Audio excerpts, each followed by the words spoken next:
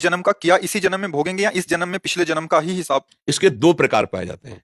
जैसे महत अपराध बन जाए तो फिर तत्काल लागू हो जाएगा आपके ऊपर। दैन्य है, धर्म से चल रहा है, असहाय है, और आपको किसी ने प्रलोभन के द्वारा या असत्य प्रेरणा के द्वारा उसके नाश, और आपने उसका नाश कर दिया, अब वो आपको आगे जन्म के लिए बख्शेगा नहीं, इसी जन्म में आपका सर्वनाश शुरू कर देगा, क्योंकि महत अपराध बन गया। अगर साधारण पाप है तो इकट्ठा होते रहते हैं, वो फिर अगले जन्म में, लेकिन महत अपराध इसी जन्म में उसको नष्ट कर देता है।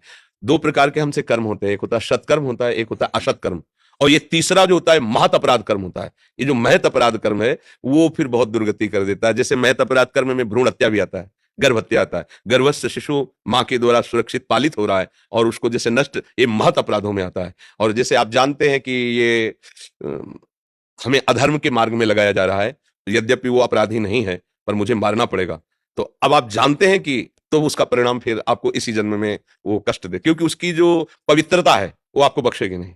अधर्मी को मार देने से आपको पुण्य मिलेगा, क्योंकि आप उस शासन विभाग में, आपने देखा हमारे राज, हमारे धर्म, हमारी प्रजा के लिए बाधक सामने आ रहा है, तो अब उसको उसकी वही पूजा होगी। आपने गोली मारा, ये आपकी पूजा होगी, आपका पुण्य बढ़ेगा, आपकी भगवत प्राप्ति में वो बाधक नहीं बनेगी हत्या, वो सहायक बनेगी। लेकिन ये जाना खूब अच्छी तरह जानते हैं, मैं किसी प्रलोभन से या किसी दबाव से ऐसा कर रहा हूं, फिर वो अपराध बन जाएगा। अगर इसमें सावधान रहा जाए तो हमारे जो पूर्व के पाप कर्म भी हैं वो भी नष्ट हो जाएंगे।